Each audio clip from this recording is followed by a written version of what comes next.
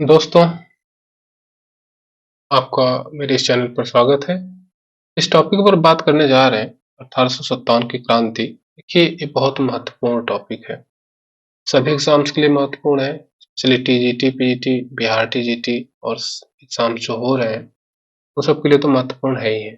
ये जीएस के लिए भी महत्वपूर्ण है। देखिए, हम जो है इस क्रांति की बात करेंगे। क्रांति में कुछ स्थान मैप में दिख रहा होगा, कुछ स्थल, कुछ जगह और उन जगहों पर नेतृत्व जिसने किया था उनके नाम है। कुछ है इसके बारे में हम डिटेल में हम पढ़ेंगे। देखिए, हमेशा क्वेश्चंस आते हैं यहाँ से, तो हमें इसे थोड़ा सा डिटेल में थोड़ा ठीक से एक बार स्टडी कर लेना चाहिए। तो हम चलिए समझते हैं 1857 की क्रांति को। देखिए, पहले हम बात करेंगे कारण की। इस क्रांति के कारण क्या रहे हैं? हम देखेंगे आर्थिक कारण। आर्थिक कारण की बात करें तो हम समझेंगे कि प्लासी का युद्ध हुआ। प्लासी की लड़ाई 1757 में, उसके बाद बक्सर हुआ 1764 में। 1764 के बाद हम लोगों को मालूम है कि लॉर्ड क्लाइव ने द्वैध शासन लगाया था या द्वैध शासन चला था। कहाँ? बंगाल, बिहार, उड़ीसा में। द्वैध शासन का मतलब क्या है? वही कि जो अंग्रेज थे उनके पास जो है राजस्व वसूलने का सारा अधिकार हो मिल गया, दीवानी मिल गया, और जो नवाब था बंगाल का, उसको जो है प्रशासन की सारी जिम्मेदारियां मिल गई। इस तरह से दो लोग मिलकर बंगाल, बिहार, उड़ीसा वाले क्षेत्र पर जो है शासन किए। इसके बाद जो है अब इस द्वैध शासन में हुआ क्या? द्वैध शासन में जमकर लूट हुई। अंग्रेजों ने जो है पूरे उस एरिया को जम के लूटा, हर तरह से शोषण किया। व्यापार करके शोषण किया, कृषि में शोषण किया, जैसे पॉसिबल हुआ किया। तो शोषण स्टार्ट हो गया शुरू से ही, बक्सर के युद्ध के बाद से। इसके अगर हम और आगे चलें तो हम देखेंगे कार्नवालिस आया। कार्नवालिस गवर्नर जनरल बन के आता है, और इसने क्या किया कि 1793 में एक अस्थाई बंदोबस्त व्यवस्था प्रारंभ करी। अस्थाई बंदोबस्त व्यवस्था में क्या था? इस व्यवस्था में था कि जमीनों की नीलामी की जाती थी, अस्थायी रूप से दे दी जाती थी जमींदारों को। लेकिन इसमें एक ये मैटर था कि जिसमें सूर्यास्त का नियम था।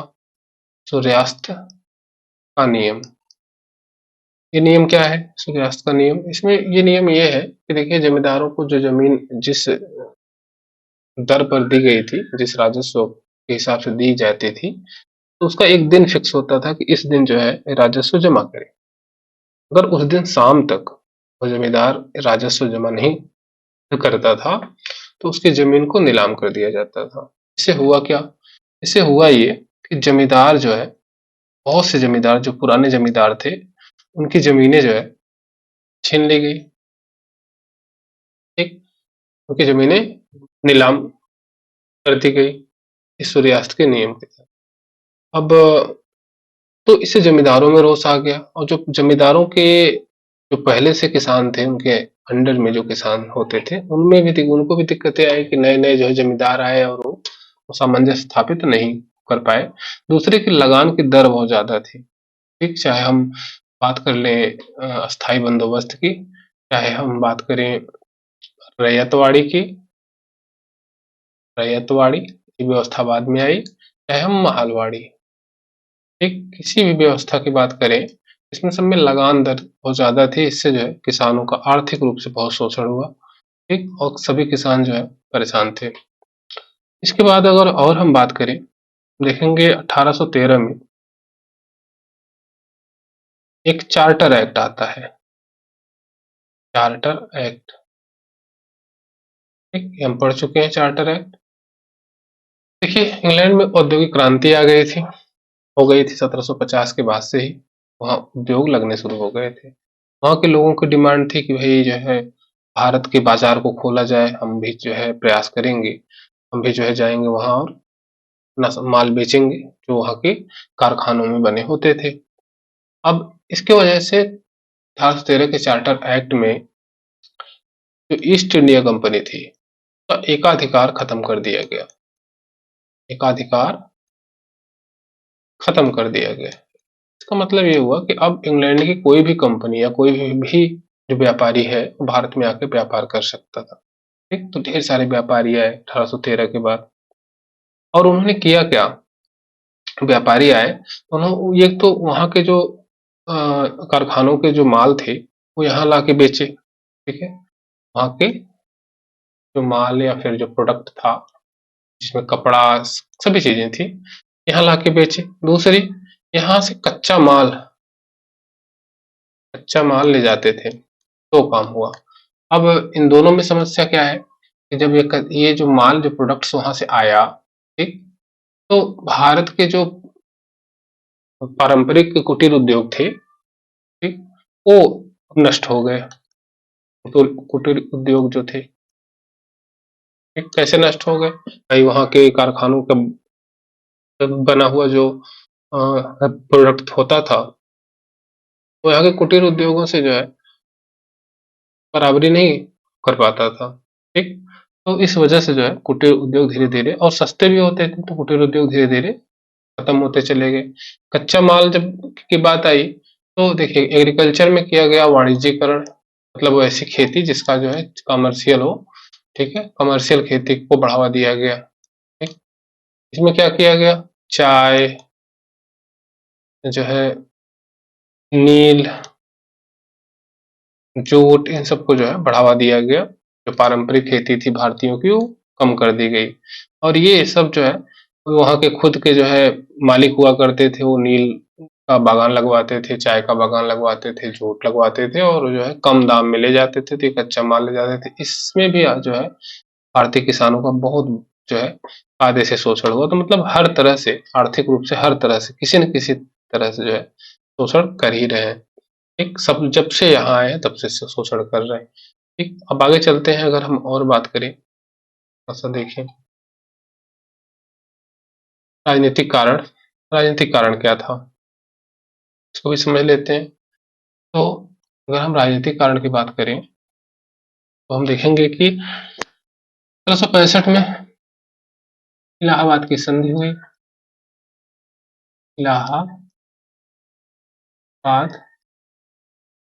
की संधि क्लाइव ने किया था मुगल बादशाह शाह आलम से और जो है अवध के बादशाह से। ठीक, इस इलाहाबाद की संधि में हुआ था कि इसको बंगाल, बिहार, उड़ीसा की दीवानी मिल गई थी। ठीक, और द्वैत शासन लागू हुआ, अभी पीछे हम बात कर चुके हैं। लेकिन राजनीतिक रूप से जो है इन क्षेत्रों पर अधिकार जो है अंग्रेजों का हो गया। एक बात इलाहाबाद की संधि से, और शाह आलम को जो है पेंशन दे दिया गया, इलाहाबाद में रख दिया गया ना। सब बातें हम कर चुके हैं। इसके बाद अगर हम और बात करें बेलेजली की सहायक संधि, बेलेजली आया, लॉर्ड बेलेजली 1798 में आया था और 1805 तक ये रहा था। ठीक, इसने क्या किया, ये जब आया तो एक व्यवस्था लेके आया जिसे कहा गया सहायक संधि। सहायक संधि, ठीक? सहायक संधियां जो जिन रियासतों को अंग्रेज जीत नहीं पाए थे उनके साथ जो है इसने सहायक संधियां की। का सहायक संधि का मतलब कि उन्हें पहले डराया गया कि भाई देखिए अगर आप पे किसी किसी दूसरे राज्य ने आक्रमण कर दिया तो फिर क्या होगा। तो उन लोगों ने भाई क्या होगा, तो हम सबने कहा कि भाई आप हमसे सिक्योरिटी ले लो और ये व्यवस्था हमको दे दो। ठीक, सुरक्षा के लिए सहायक संधियां देसी रियासतें की। ठीक, अब सुरक्षा में क्या कि भाई उन रियासतों में जो है सेना रखनी होती थी, सेना का खर्च कौन देगा, रियासत देगी। इससे जो है अंग्रेजों की सेना बड़ी होती चली गई। दूसरा जो है उन उन रियासतों की जो विदेश पॉलिसी होती थी, मतलब दूसरे स्टेट से जो संपर्क था वो अंग्रेजों ने ले लिया। ठीक, तो ये थी सहायक संधि। अब इस सहायक संधि में अगर हम बात करें तो देखिए हैदराबाद सबसे पहले हैदराबाद से ये सहायक संधि की गई। तुरंत जब बेलजली ने आया उसी समय 1798 में हैदराबाद। इसके बाद अगर हम बात करें तो मैसूर 1799 में मैसूर के साथ सहायक संधि की गई। इसके बाद अवध बहुत इंपॉर्टेंट है। अवध सबसे ज्यादा सैनिक जो विद्रोह करने वाले थे वो अवध के ही थे, इसलिए अवध इंपॉर्टेंट है। कब किया गया था सहायक संधि अवध के साथ? 1801 ईस्वी में। डेट बहुत ज्यादा नहीं याद करना है, क्रम जरूर याद करिएगा। क्रम पूछा गया है। पेशवा के साथ सहायक संधि की गई। पेशवा के साथ कब की गई? 1802 में। सिंधिया के साथ जो है 1804 में। इसी तरह जयपुर में भी कुछ छोटे छोटे राज्य थे, जैसे जयपुर राजस्थान में, जयपुर एक राज्य था। जोधपुर छोटी सी रियासत समय थी। मछिंद्री एक रियासत है छोटी सी, और बूंदी। इन रियासतों से भी सहायक संधियां की गई। ठीक, तो बेलजली ने सहायक संधि की। इससे जो है क्या हुआ, इससे जो राजा थे, रियासतें थी, ठीक, उनके राजा अब सिक्योरिटी का काम तो भूल गए, युद्ध लड़ना तो भूल गए, सेना भी उनकी नहीं रही, अंग्रेजों की हो गई। खर्च कौन देगा? देसी रियासतें देंगी, वो राजा देंगे। तो राजा जो है बिना काम के हो गए। ठीक, उनका कोई उनके पास कोई सैनिक शक्ति नहीं बची, और वो सारी पावर जो है अंग्रेजों ने ले ली इस तरह से। अब और आगे हम बात करें तो देखेंगे कि डलहौजी, इसके बाद लॉर्ड डलहौजी जब आता है, उसने क्या किया? लॉर्ड डलहौजी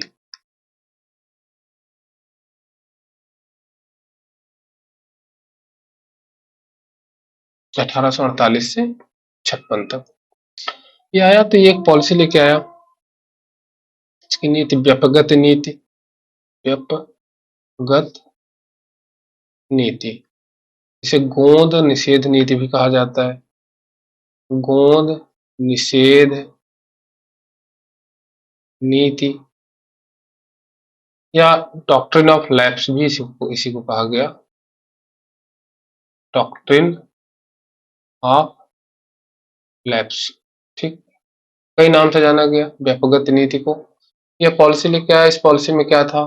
ठीक, देखिए, पहले जो राजा महाराजा होते थे हमारे यहाँ डलहौजी से पहले, अंग्रेजों से पहले, तो उनको जब पुत्र नहीं होता था तो वो जो है गोद ले लेते थे और उसको उत्तराधिकारी बना देते थे।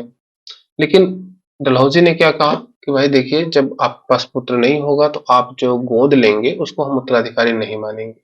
यही डॉक्ट्रिन ऑफ लैप्स है उसकी, कि आपका राज्य जो है अब लैप्स हो जाएगा अगर आपके पास कोई आपकी खुद की औलाद नहीं है ना। तो ये जो है इस डॉक्ट्रिन ऑफ लैप्स के तहत इसने बहुत से राज्यों को अपने अंग्रेजी राज्य में मिला लिया। तो अगर हम बात करें तो सतारा, सतारा इसको 1848 में मिलाया गया। इसके बाद जैतपुर और संभल को मिलाया गया। जैतपुर संभल को मिला दिया गया अगले साल। और बात करें तो बघाट को मिलाया गया, छोटा सा राज्य है बघाट। इसके बाद बात करें तो उदयपुर 1852 में, नागपुर 1854 में, Jhansi the most important, Jhansi. ठीक, ये जो है इनको पढ़ना है झांसी में। तो झांसी को मिलाया गया था 1853। झांसी में ये समस्या थी, गोद लेने की समस्या। ठीक, हम अभी देखते हैं, पढ़ेंगे। चलिए इसके बाद देखते हैं अवध। अवध को कब मिलाया गया? अवध को देखिए सहायक संधि अवध पर थोप दी गई। अवध के बारे में थोड़ा हम पढ़ लेते हैं, बहुत जरूरी है। अवध, अवध को देखिए व्यापकगत नीति से नहीं मिलाया गया था, तो कुशासन का आरोप लगा के मिलाया गया था। ऐसे कुशासन के आरोप में देखिए अवध में 1801 में के बाद ही, उसके पहले से ही रेजिडेंट हुआ करते थे, सहायक संधि कर चुका था पहले से। तो जो रेजिडेंट था कर्नल आउट्रम, इसके पहले जो है स्लीमन था, कर्नल आउट्रम, ये क्या था, ये रेजिडेंट था, रेजिडेंट अवध में। इसने जो है ये आरोप लगाया, वाजिद अली शाह जो है नवाब थे, तो वाजिद अली शाह पर आरोप लगाया कि देखिए भाई, वाजिद अली शाह जो है अपना शासन प्रशासन ठीक से नहीं कर रहे, यानी कुशासन का आरोप लगाया, कुशासन, ठीक? ये आरोप लगाया किस पर, वाजिद अली शाह पर। उस समय नवाब कौन था, वाजिद अली शाह, इन पर जो है कुशासन का आरोप लगाया, और आरोप लगा के अवध को जो है अंग्रेज राज्य मिला लिया गया, और वाजिद अली शाह को जो है ये कलकत्ता इनको भेज दिया गया, कलकत्ता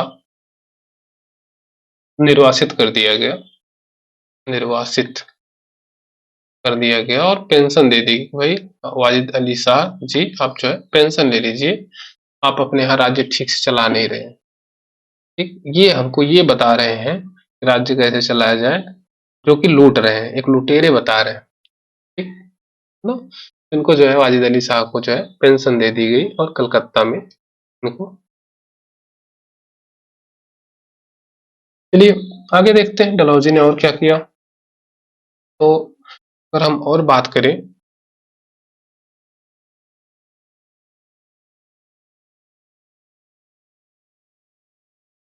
और अगर हम बात करें तो डलहौजी ने और भी कुछ काम किए ढेर सारे, तो उनको देखेंगे जिसका प्रभाव सीधे सीधे जो है 1857 की क्रांति पर पड़ा। डलहौजी की जो नीतियां थी, जो पॉलिसीज थी, ये राज्य को सीधे मिला लेने का, इसका प्रभाव 1857 की क्रांति पर सबसे ज्यादा पड़ा। तो पूछा जाए कि एग्जैक्ट किस गवर्नर जनरल की पॉलिसीज जो नीतियां थी उसका जो है प्रभाव पड़ा, तो डलहौजी का। देखिए डलहौजी ने 1849 में एक काम और किया, डेट नहीं याद करना है, काम जानते रहिएगा। चलिए 1849 में इसने कहा कि जो है, जो मुगल बादशाह है, एक मुगल सत्ता तो नहीं है लेकिन मुगल बादशाह अभी भी है, मुगल बादशाह जो लाल किले में रहते हैं ना, बादशाह कहाँ रहते हैं, लाल किले में, तो लाल किला जो है खाली करना पड़ेगा, लाल किला खाली करना पड़ेगा। नहीं, अभी तक जो मुगल बादशाह जो है लाल किले में रह रहे हैं उनको छोड़ना पड़ेगा, कहीं भी रहे उनसे नहीं मतलब है, लेकिन छोड़ना पड़ेगा। ये डलहौजी ने 1849 में घोषणा कर दी। अब कैनिंग ने भी क्या किया, लॉर्ड कैनिंग, ये बात है 1856 की, इसने एक फरमान जारी कर दिया कि जो मुगल बादशाह हैं, मुगल बादशाह जो है बहादुर शाह जफर इस समय है, तो मुगल बादशाह बहादुर शाह जफर, शाह जफर है, तो बहादुर शाह जफर जो है इनको तो बादशाह माना गया, ठीक है, लेकिन इनके उत्तराधिकारी को, बहादुर शाह जफर के जो उत्तराधिकारी होंगे उनको बादशाह की पदवी नहीं मिलेगी, उनको बादशाह नहीं माना जाएगा, किसको, बहादुर शाह जफर के उत्तराधिकारियों को। ठीक, तो कैनिंग ने ये घोषणा करी 1856 में। ठीक, इन सबका मिला जुला जो प्रभाव था वो भारतीय जनता पर पड़ा। भारतीय जनता ने देखा कि कैसे ये जो है बड़े चालाकी से, एक तो सहायक संधि कर रहे, सीधे राज्यों को खराब कर दिए, पंगु बना दिए, उनकी सेना हड़प लिए, फिर बाद में राज्य ही हड़प लिए। उसका जो बादशाह है नाम मात्र, उसका पदवी भी हटा दी। अभी भी जो है 300 सालों से मुगल बादशाह जो है शासन कर रहे थे, उनकी छाप, उनका जो है जो बादशाहत थी वो आम जनता के ऊपर थी। लेकिन इस तरह से जब हुआ तो जनता के अंदर और आक्रोश और असंतोष बढ़ा। चलिए और भी बात कर लेते हैं, थोड़ा धार्मिक और सामाजिक कारण। देखिए धर्म और समाज दोनों जुड़ा हुआ है, हमेशा से जुड़ा रहा है। जब भी पढ़ेंगे तो धर्म और समाज को साथ में पढ़ लेंगे, जो धार्मिक कारण है वही सामाजिक कारण भी होगा। तो देखिए हम बात करें तो सती प्रथा, विलियम बेंटिंग ने क्या किया, विलियम बेंटिंग, गवर्नर जनरल को तो आपको पता होगा, नहीं पता होगा तो हम देख लीजिएगा। विलियम बेंटिंग ये जब आया तो इसने क्या किया, इसने एक एक्ट पास किया जिसे कहा गया बंगाल सती रेगुलेटिंग एक्ट, सती रेगुलेटिंग एक्ट, ठीक, कब? 1829 में ये एक्ट पारित हुआ। इस एक्ट के अनुसार, इस एक्ट में क्या था, इस एक्ट में एक नियम था, विनियम नंबर जो है 17। इसके तहत, 17 के तहत सती प्रथा का, बंगाल में सती प्रथा का अंत कर दिया गया। हाँ, बंगाल में सती प्रथा का अंत, मतलब कि सती कोई होगा तो दंडनीय अपराध होगा, सती कोई कराएगा तो वही दंडनीय अपराध होगा। तो सती प्रथा पर रोक लगा दी गई। राजा राम मोहन राय ने खूब प्रयास किया और उनके प्रयासों के बाद ये हुआ। लेकिन इससे जो आम जनता थी ना, जो रूढ़िवादी लोग थे, उनको लगा कि इनका धर्म जो है भ्रष्ट हो ये कर रहे हैं अंग्रेज, ठीक, उनको ऐसा लगा और वो इसके खिलाफ हुए, ठीक, विलियम बेंटिंक के। हाँ, और भी ध्यान आप दीजिएगा, इस एक्ट 1829 में जो है बंगाल में सती प्रथा को रोका गया था। उसके बाद अगर हम बात करें तो 1861 में जाके महारानी विक्टोरिया के घोषणा द्वारा पूरे भारत में सती प्रथा का अंत अंत किया गया। विक्टोरिया द्वारा पूरे भारत में सती प्रथा का अंत किया गया। ये ध्यान दे दीजिएगा, ठीक, अभी भारत में नहीं लागू हुआ था विलियम बेंटिंक का। ठीक, सती प्रथा के अंत से क्या हुआ, काम तो ठीक था, राजा राममोहन राय ने काफी प्रयास किया, लेकिन थोड़ा सा दिक्कत हो गई। चलिए आगे देखें तो हिंदू विधवा पुनर्विवाह डलहौजी के समय पारित हुआ था, कैनिंग के समय पास हुआ था। ध्यान दीजिएगा, इसमें दो गवर्नर जनरल का नाम आएगा, डलहौजी और कैनिंग। ठीक, पारित हुआ था कैनिंग के समय, तो कैनिंग के समय ही माना जाएगा। कैनिंग ने ही क्या किया था, विधवा पुनर्विवाह अधिनियम पारित कराया था। तो हम से हिंदू विधवा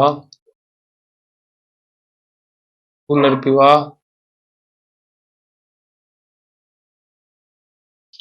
एक्ट 1856 पारित कराया था कैनिंग ने, डलहौजी ने जो है इसे पेश किया था। तो ध्यान दीजिएगा, इसमें क्या था, इसमें विनियम एक रूल्स था, उस रूल नंबर 15 कहा जाता है उसको। इसमें था कि अब कोई विधवा जो है विवाह करेगी और वह जो है पूरी तरह से वैध होगा, ठीक। इसके पहले जो है हमारे समाज में विधवाओं का विवाह नहीं होता था, उनको जो है विधवा आश्रम में रखा जाता था, उनको सती करा दिया जाता था। वैध हो गया, इससे भी जो रूढ़िवादी हिंदू हैं, जो परंपरागत हिंदू हैं या जो है उनको दिक्कत हुई, उनको लगा कि हमारा धर्म जो है वो खतरे में पड़ गया है, ठीक। और भी बात करें अगर हम थोड़ा सा तो एक और एक्ट आया, जिसे कहा गया लेक्स लोकी एक्ट, लेक्स लोकी एक्ट, ये आया 1850 में। इसमें क्या था, इसमें ये था लेक्स लोकी में कि कोई हिंदू अगर कोई और धर्म अपना लेता है, हिंदू है और कोई और धर्म अपना लेता है, ठीक, तो जो है उसे उसकी पैतृक संपत्ति मिलेगी। बस यही बात थी, उसकी पैतृक संपत्ति से वंचित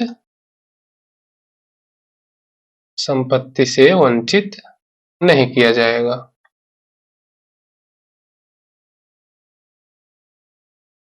नहीं किया जाएगा, ठीक। देखिए इसमें क्या था, कोई दिक्कत नहीं थी भाई, कोई भी धर्म अपना सकता है और कोई धर्म अपना ले रहा है अगर, तो उसको पैतृक संपत्ति से वंचित नहीं किया जाएगा। ये बात तो ठीक थी, कोई दिक्कत नहीं थी। लेकिन जो हिंदू परंपरा थी पहले से, उसमें ऐसा था कि अगर कोई हिंदू दूसरा धर्म अपना लेता है तो उसे समाज निकाला, गांव निकाला, देश निकाला दे दिया जाता था, तो पैतृक संपत्ति नहीं मिलती थी। ये हिंदू जो पहले की जो हिंदू परंपरा थी उसके जस्ट उल्टा था। इससे भी जो है जो रूढ़िवादी हिंदुओं को लगा कि हमारा धर्म खतरे में है। और अगर हम बात करें कैनिंग के समय एक और काम हुआ, लॉर्ड कैनिंग। कैनिंग के समय हम देखेंगे 1856 में एक एक्ट और पास हुआ जिसको कहा गया general service enlistment act, enlistment act. ठीक, ये 56 में पास किया गया। इसमें क्या था, क्या है ये? इसमें ये है कि देखिए, अब जो है जो सैनिक हैं, इस सैनिकों के लिए था, जो भी सैनिक होगा वो समुद्र पार जाना होगा, अगर जरूरत पड़े समुद्र पार जाना होगा। एक्चुअली में इस समय इंडो वर्मा युद्ध हो रहा था और बंगाल से समुद्र के रास्ते से उस युद्ध में जाना था। उस समय इसने जो है तो कुछ सैनिकों ने मना कर दिया था पहले ही, बहुत पहले ही जब हो रहा था तब। उसके बाद जो है तो ये कैनिंग ने ये एक्ट पारित किया कि भाई सैनिकों को अब समुद्र पार जाना होगा। अब हमारे हिंदू समाज में उस समय जो हिंदू धर्म था उसमें समुद्र पार जाना बहुत बड़ा पाप था। अगर आप समुद्र पार चले गए तो आपको आपके घर में नहीं आने दिया जाएगा, गांव में नहीं आने दिया जाएगा, समाज में, मतलब आप अपवित्र हो गए। इससे सैनिकों को बड़ी दिक्कत हुई। सैनिक जो अवध क्षेत्र से थे, जो ब्राह्मण थे, उनको ये दिक्कत हुई कि भाई अगर हम समुद्र पार चले गए और रिटर्न फिर अपने घर नहीं जा पाएंगे, क्या मतलब हुआ? नहीं। तो सैनिकों को भी दिक्कत हुई कि भाई ये नहीं हो सकता, ये ठीक नहीं है। ठीक, तो ये एक समस्या थी। एक समस्या और है, एक एक्ट, एक अधिनियम और देख लीजिए, जान लीजिए। एक डाकघर अधिनियम, बहुत बड़ा अधिनियम है ये, डाकघर अधिनियम, पोस्ट ऑफिस अधिनियम। ये 1854 में डलहौजी के समय पास किया गया था। इसमें क्या इसमें जो है ढेर सारी बातें हैं, उन बातों को नहीं, केवल सैनिकों के लिए जो बातें थी। इसमें कहा गया कि सैनिकों को अब चिट्ठी भेजने के लिए, जो सैनिक होंगे वो चिट्ठी भेजेंगे, लेटर भेजेंगे, तो उस पर जो है पैसा देना पड़ेगा। इसके पहले जो था ना, फ्री था। चिट्ठी भेजने के लिए पैसा, और पैसा फिक्स कर दिया गया कितना पैसा देना पड़ेगा। इसके पहले फिक्स था, इसके पहले नहीं था, कोई अमाउंट नहीं देना होता था।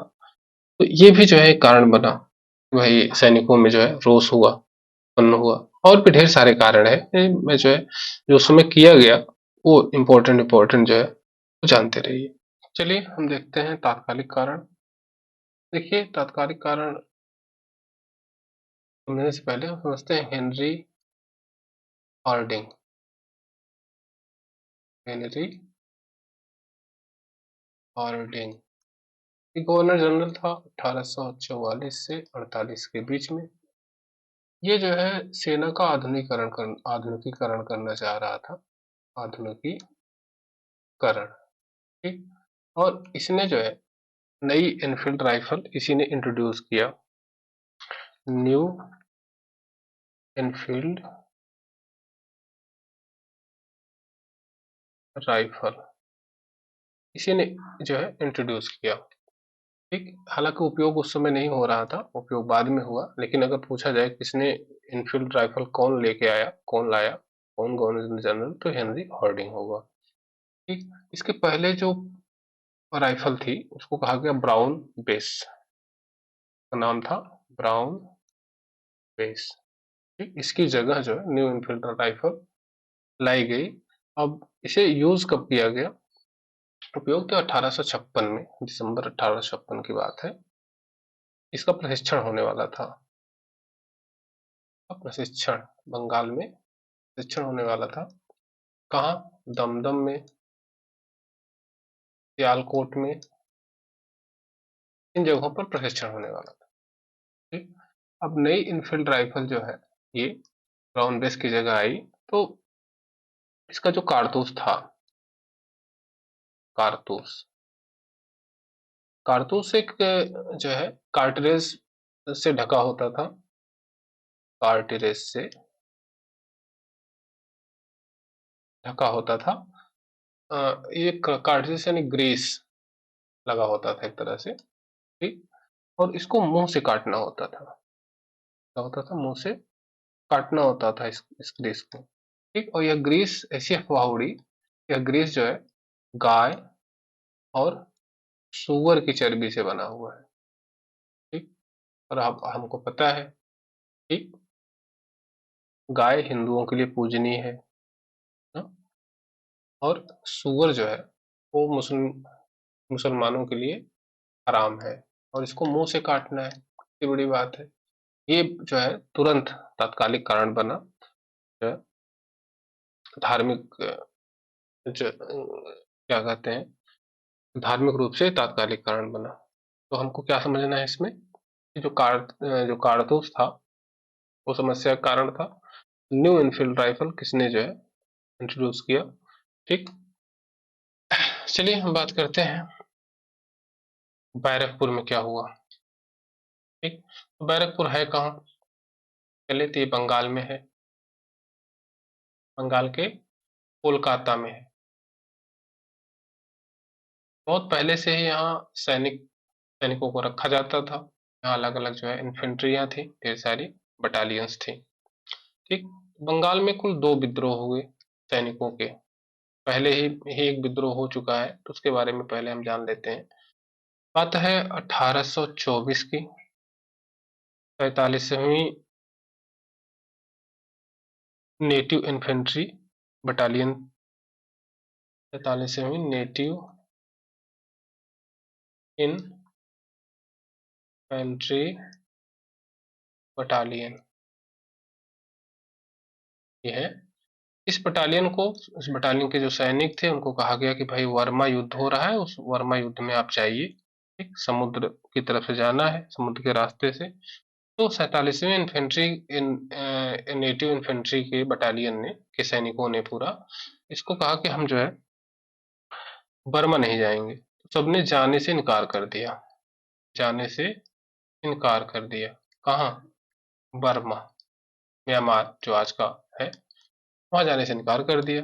एक तरह का विद्रोह था, ठीक। और क्या किया गया, इसका नेतृत्व किसने किया? तो बिंदी तिवारी ने किया था।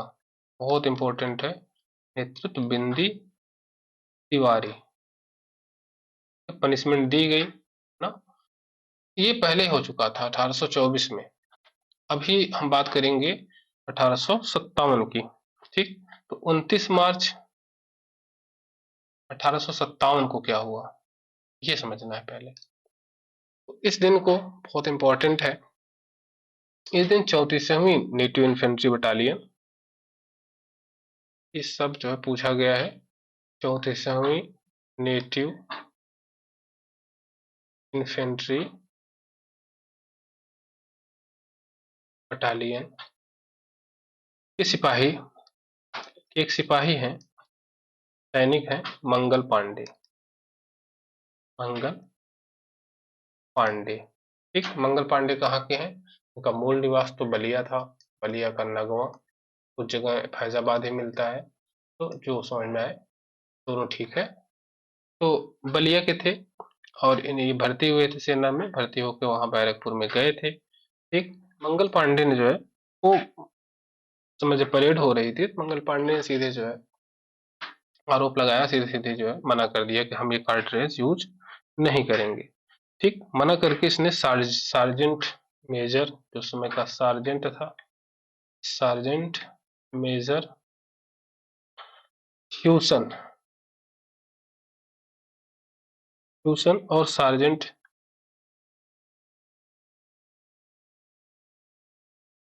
मेजर हेनरी बाग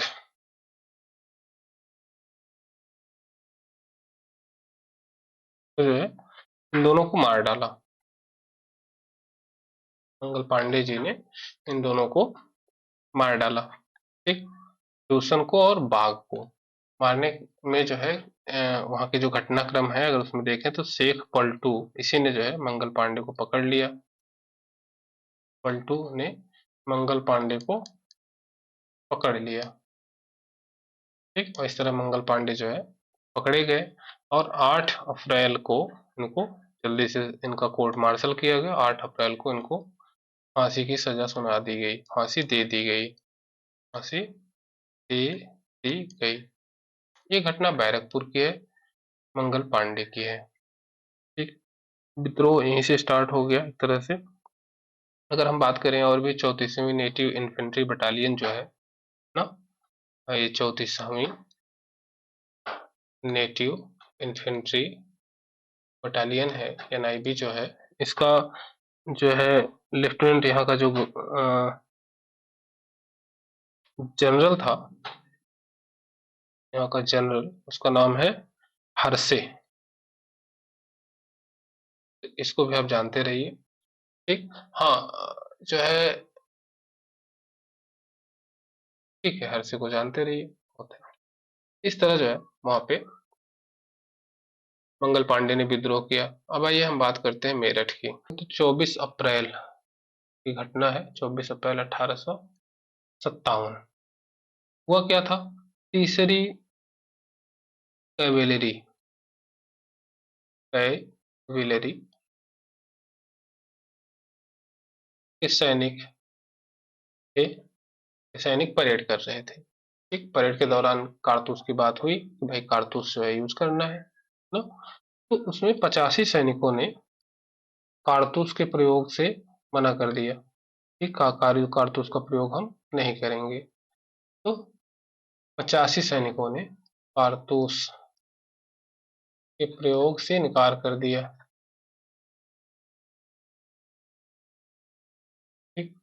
अब इनकार करने के बाद क्या हुआ कि 85 सैनिकों का हुआ कोर्ट मार्शल। ठीक। और इनको 10 साल की सजा सुना दी गई। 10 साल की सजा सजा सुनाई गई। ये घटना है 9 मई की, जब सजा सुनाई गई। अब इनको जेल में डाल दिया गया 85 सैनिकों को।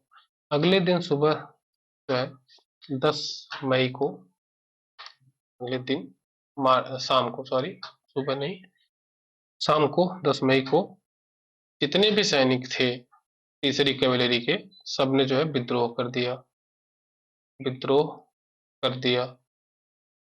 और विद्रोह कर दिया तो क्या किया कि जो अंग्रेज अधिकारी थे उनको मार दिया, और जो ये सैनिक बंद थे 85, इनको जो है कारागार से मुक्त कराया। और मुक्त करा के ये सब जो है निकल गए दिल्ली की तरफ। दिल्ली की तरफ। बहुत इंपॉर्टेंट तारीख है ये 10 मई। उस दिन रविवार था। और अगर आप देखेंगे 1757, तो प्लासी के युद्ध के 100 साल बाद जो है ये घटना है। आम जनता के दिमाग में ये भी था कि जो है 100 साल हो गया और अंग्रेजों का राज अब खत्म हो जाएगा। सैनिकों के दिमाग में भी ये था। ठीक। तो बहुत इंपॉर्टेंट दिन था। उस दिन जो अंग्रेज हैं सभी वो चर्च गए थे। ठीक। अगर हम और बात करें तो उस समय जो है जनरल हैविट, मेरठ में जो जनरल था मेरठ का, उसका नाम है हैविट।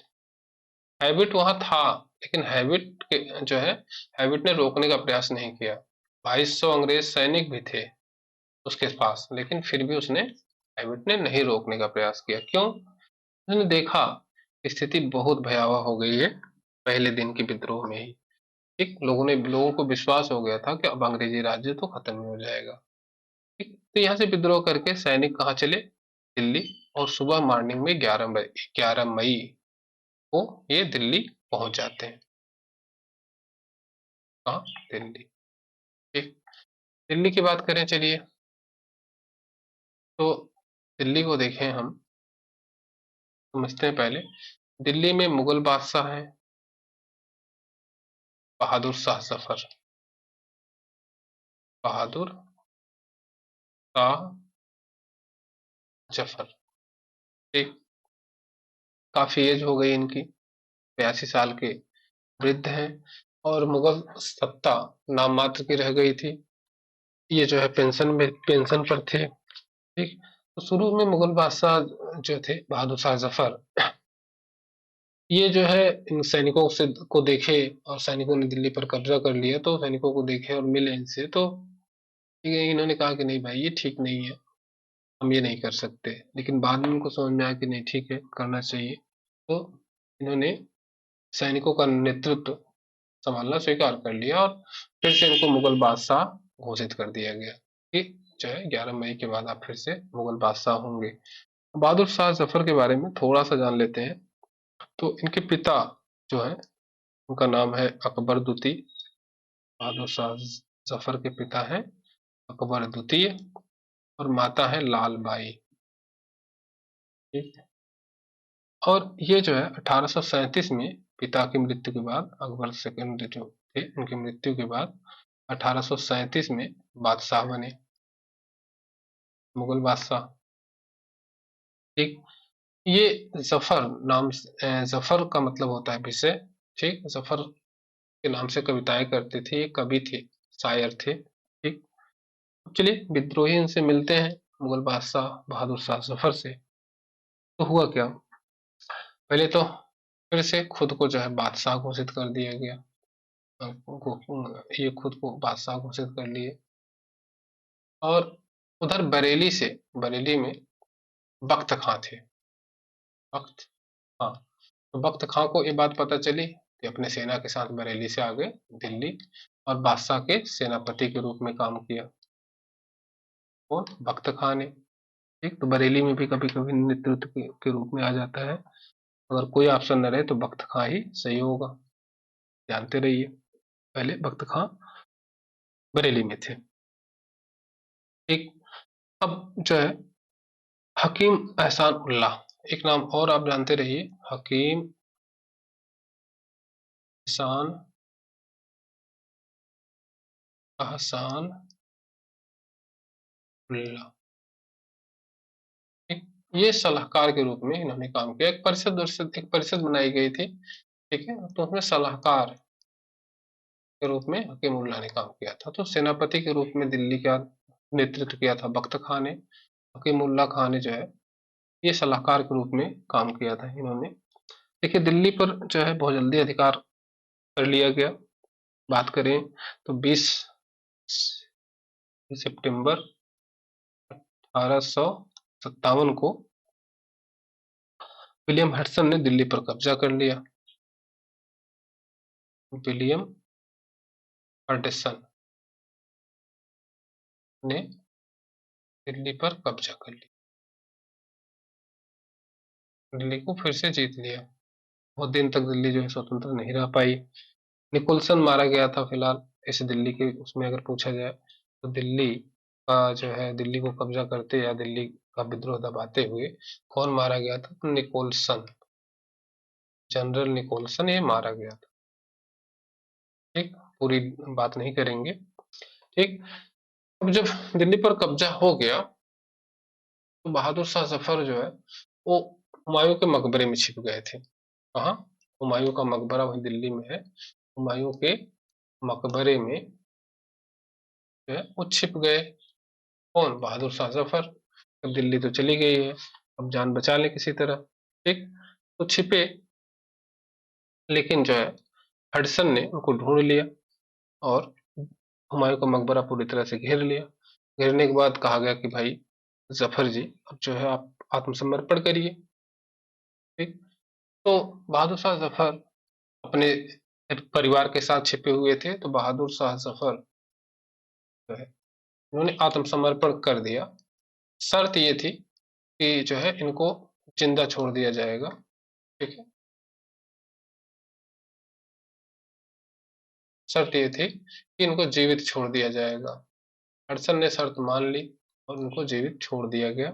यानी इनकी जो पत्नी थी जीनत महल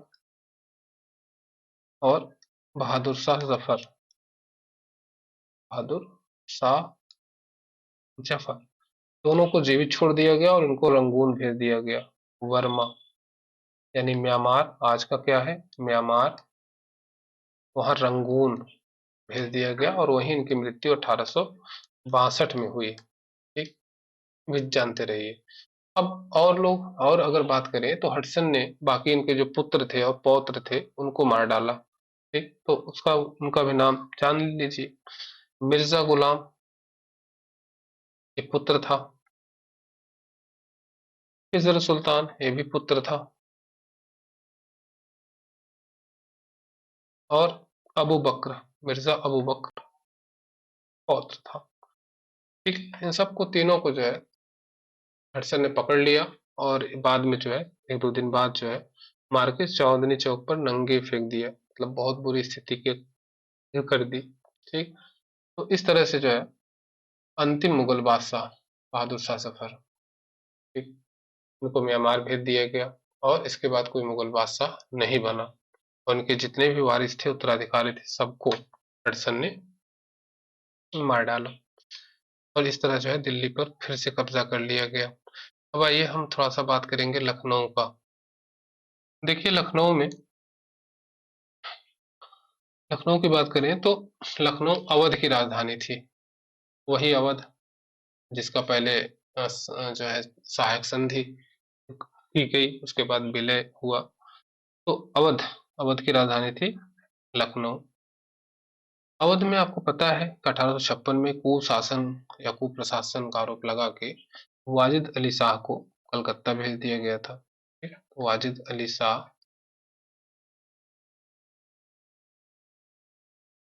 को कलकत्ता भेज दिया गया था। वो इस समय कलकत्ता में है, यहाँ है ही नहीं है। तो फिर लखनऊ में इनकी बेगम है, सेकंड पत्नी, दूसरी पत्नी का नाम है बेगम हजरत महल। बेगम हजरत महल इन्होंने नेतृत्व किया। तो बेगम हजरत महल ने नेतृत्व किया, थोड़ा सा इनके बारे में जान लेना ठीक रहेगा।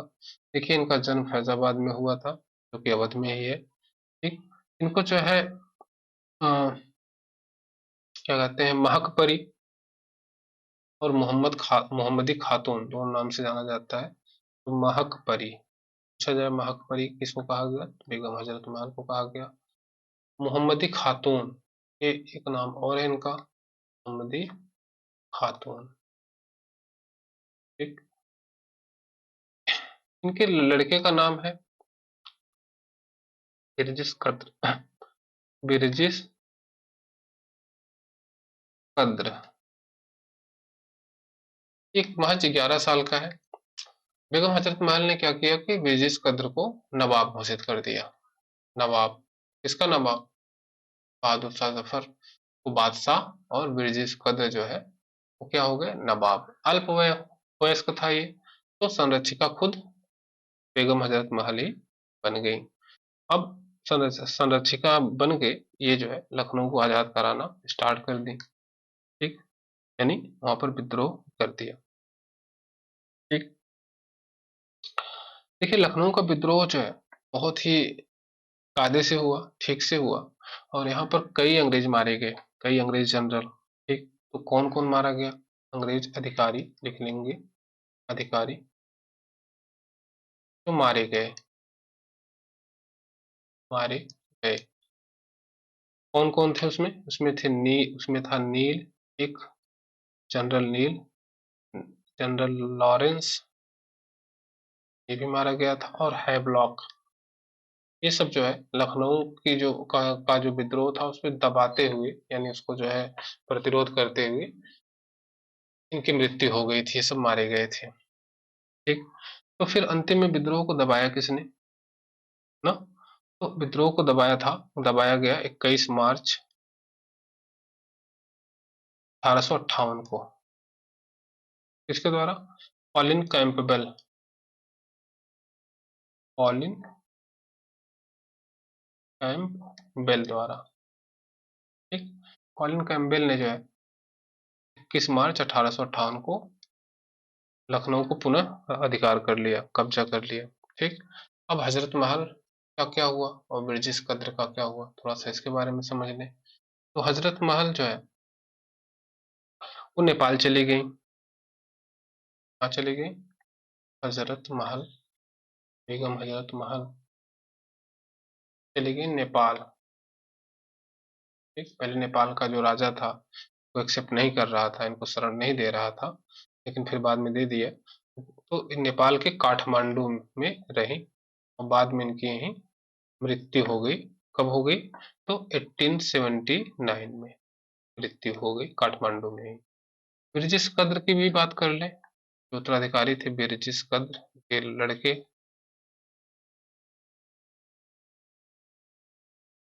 ब्रिजेश कद्र को 1887 में विक्टोरिया का जन्मदिन था, महारानी विक्टोरिया, ठीक, विक्टोरिया का जन्मदिन था। इसी पर जो है 1887 को ब्रिजेश कद्र को माफी दे दी गई, माफी दे दी गई। ठीक, तो वापस फिर ब्रिजेश कद्र लखनऊ आ गए और रहे। इस तरह से जो है लखनऊ की क्रांति हुई और उसको दबाया गया। चलिए अब बात करते हैं हम कानपुर की। देखते हैं कानपुर में क्या हुआ। ये कानपुर में जो क्रांति हुई 5 जून 1857 को स्टार्ट हुई। 5 जून 1857, ठीक, विद्रोह का प्रारंभ हुआ। नेतृत्व किसने किया था? तो नाना साहब, नाना साहब। नाना साहब मतलब धो पंत, उनका एक नाम और है धो पंत, तो जानते रहिए। नाना साहब कौन थे? तो नाना साहब अंतिम पेशवा बाजीराव द्वितीय के पुत्र थे, के पुत्र थे, बाजीराव द्वितीय के दत्तक पुत्र थे। दत्तक यानी गोद लिए गए पुत्र, गोद लिए गए पुत्र नाना साहब थे। अब बाजीराव की मृत्यु हो गई 1851 में, ठीक, तो नाना साहब को पेंशन मिलनी थी, लेकिन 52 में ही डलहौजी ने डॉक्ट्रिन ऑफ लैप्स के तहत इनका पेंशन बंद कर दिया। इन्होंने बहुत प्रयास किया कि इनको पेंशन मिले, ठीक। और दूसरी बात, नाना साहब को पेंशन तो बंद हो ही गया, इनको जो है बिठूर, कानपुर के पास है बिठूर, कानपुर के पास बिठूर नामक स्थान पे जो है इनको निर्वासित कर दिया। कानपुर बिठूर में निर्वासित कर दिया किसको? नाना साहब को, ठीक, और पेंशन भी बंद कर दी गई। अब हर तरफ से दिक्कत है, तो नाना साहब ने कानपुर में नेतृत्व किया। और नाना साहब जब नेतृत्व कर रहे थे तो इनका सेनापति के रूप में काम किया था तात्या टोपे ने। मुख्य सेनापति कौन था? वो थे तात्या टोपे, बहुत इंपॉर्टेंट है। उन्होंने रानी लक्ष्मीबाई के साथ भी काम किया मिलके। तात्या टोपे, इनका जो है और एक नाम है आत्माराम पांडुरंग, आत्मा रंग, आत्मा राम पांडुरंग, ठीक। आत्माराम पांडुरंग ने जो है यानी तात्या टोपे ने सेनापति के रूप में कार्य किया। और हम बात करें नाना साहब के सलाहकार के रूप में किसने काम किया, तो सलाहकार और सचिव के रूप में जो है वो काम किया था अजीमुल्ला खां, अजीमुल्ला खान है, ठीक। चलिए, कानपुर में जब क्रांति स्टार्ट हुई तो जो है ये सब, इन सब ने जो है अपनी अपनी कमान संभाल ली। सेनापति तात्या टोपे जो है कमान संभाल ली, ठीक। जम के क्रांति हुई, बहुत से अंग्रेजों को मारा गया। इलाहाबाद में जो कत्लेआम हुआ था उसका जो है बदला भी लिया गया, ठीक। 6 सितंबर अगर बात करें, 6 सितंबर 1857 को जो है कॉलिन कैंपबेल ने कानपुर नगर पर कब्जा कर लिया। कॉलिन कैंपबेल, वही कैंपबेल बेल ने कानपुर पर कब्जा कर लिया, ठीक। यानी कानपुर में नाना साहब पराजित हो गए। नाना साहब जो है वो नेपाल चले गए। ये हो गया, कब्जा हो गया, तो नाना साहब जो है कहाँ चले गए? नेपाल चले गए, ठीक। तात्या टोपे का क्या हुआ? तो तात्या टोपे जो है वो, तात्या टोपे जंगल में चले गए। एमपी मध्य प्रदेश वाले एरिया में काफी जगहों पर घूम घूम के क्रांति के लिए काम कर रहे थे, ठीक। उसमें जो है वो जंगल में थे। उसी समय एक जमींदार दोस्त था इनका, ठीक। एक जमींदार मित्र ने धोखे से इनको पकड़वा दिया। तो पकड़वा दिया तो इनको जो है फांसी की सजा हुई। 18 अप्रैल 1858 को इनको फांसी दे दी गई। ठीक। इस तरह नाना साहब जो है वो नेपाल चले गए। तात्या टोपे को बाद में पकड़ के फांसी दे दी गई। तो इस तरह कानपुर का विद्रोह समाप्त हो गया। चलिए अब बात करते हैं झांसी की।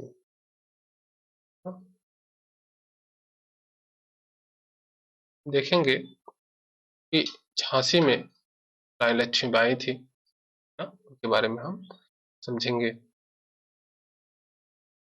तो हम जब डलहौजी को पढ़ रहे थे तो व्यक्तिगत नीति के तहत झांसी को जो है विलय कर लिया गया था ना, क्योंकि लक्ष्मीबाई के पास कोई उनका उत्तराधिकारी नहीं था। उन्होंने गोद लिया था और गोद लेने वाले बच्चों को मान्यता नहीं थी। ठीक। पहले रानी लक्ष्मीबाई के बारे में थोड़ा सा जान लेते हैं शार्ट में। वीरांगना रानी लक्ष्मीबाई, ठीक, के बारे में थोड़ा सा जान लेते हैं। उनका जन्म देखिए, वो 19 नवंबर 1828 में वाराणसी में हुआ था। ठीक। उनके पिता का नाम जो है मोरोपंत तांबे था। मोरोपंत तांबे। और माता का नाम जो है था भागीरथी बाई। भागीरथी बाई। ठीक। बचपन का नाम था मणिकर्णिका। रानी लक्ष्मीबाई का बचपन का नाम है मणिकर्णिका। इनको जो है प्रेम से सब मनु कह के बुलाते थे। मनु, मनु भी इनका नाम है। मनकर्णिका या मनु। ये मोरोपंत तांबे की बात करें तो ये जो है ये चले गए थे बाजीराव द्वितीय जो पेशवा थे, अंतिम पेशवा थे, पेशवा बाजीराव द्वितीय की सेवा में। बाजीराव सेकंड की सेवा में।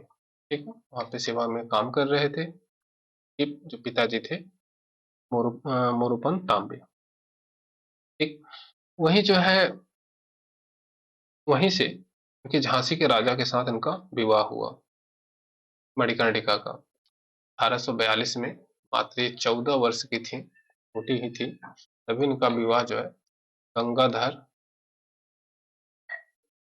राव नेवलकर से हुआ। नेवलकर कौन है? ये जो है ये झांसी के राजा हैं, झांसी के 5वें राजा। ठीक, गंगाधर राव नेवलकर। इनसे हो गया। जब इनसे हुआ तो मणिकर्णिका जो है इनका नाम बदल गया। इनका नाम रख दिया गया रानी। रानी हो गई पहली बात तो रानी लक्ष्मी बाई। ठीक, जानते रहिए। अब रानी लक्ष्मीबाई या झांसी की रानी बनी। अब इसके बाद इनको एक पुत्र हुआ, 2-3 महीने के बाद एक्सपायर हो गया। ठीक, उसी की याद में गंगाधर राव की भी मृत्यु हो गई। ठीक। तो बच्चे की मृत्यु हो गई, गंगाधर राव की मृत्यु हो गई। तो उन्होंने जो है अपने भतीजे को गोद ले लिया 1853 में। का भतीजा था आनंद राव। आनंद राव उसको गोद ले लिया। जब गोद ले लिया तो उसका नाम हो गया दामोदर राव। मैंने नाम रख दिया दामोदर राव। अब दामोदर राव को जब गोद लिया तो अंग्रेजों ने कहा कि भाई दामोदर राव को हम उत्तराधिकारी नहीं मानेंगे। बहुत प्रयास करती रही कि उत्तराधिकारी मान लिया जाए, लेकिन उन्होंने कहा कि नहीं, हम उत्तराधिकारी नहीं मानेंगे, हम झांसी को मिला लेंगे। ठीक। अब जब इतना प्रयास करने के बाद देखेंगे कि झांसी ने जो है जब ये विद्रोह स्टार्ट हुआ तो उन्होंने जो है झांसी से कमान संभाल ली कि हम अंग्रेजों के खिलाफ लड़ेंगे और अंग्रेजों को यहाँ से भारत से भगा देंगे। ठीक, उनको हम झांसी नहीं देंगे, झांसी नहीं दूंगी। जानते होंगे खूब लड़ी मर्दानी हो तो झांसी वाली रानी थी। चलिए देखते हैं तो हुआ क्या। विद्रोह यहाँ स्टार्ट हो गया 4 जून 1857 को। रानी लक्ष्मीबाई ने विद्रोह प्रारंभ कर दिया। ठीक, अंग्रेजों को मार के भगाना स्टार्ट कर दिया। लेकिन अंग्रेजों ने झांसी पर कब्जा कर लिया। झांसी हार गई, तो हार जाने के बाद कालपी की तरफ गई। कालपी गई, कहाँ गई? कालपी। कालपी गई तो वहां जो है कालपी में तात्या टोपे से मिली। तात्या टोपे अपनी सेना के साथ इनसे मिले और दोनों, तात्या टोपे और लक्ष्मीबाई दोनों ने मिलके ग्वालियर पर आक्रमण कर दिया। ग्वालियर पर अधिकार कर लिया। ठीक, ग्वालियर का जो राजा था वो आगरा में जाके शरण लिया। ठीक है, जयाजी राव सिंधिया। ग्वालियर का राजा कौन था? जयाजी राव सिंधिया। ये जो है हार गया ग्वालियर और चला गया कहाँ? आगरा।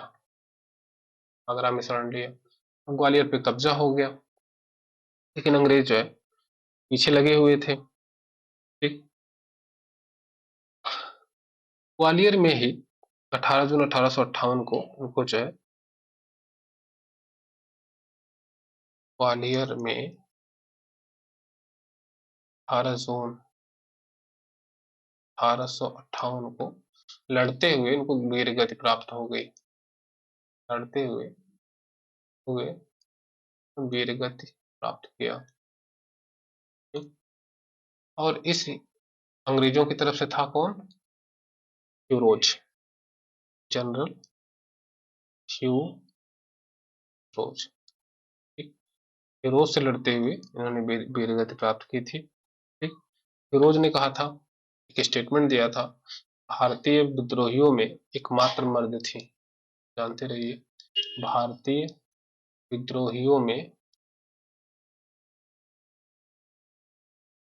एकमात्र मर्द थी।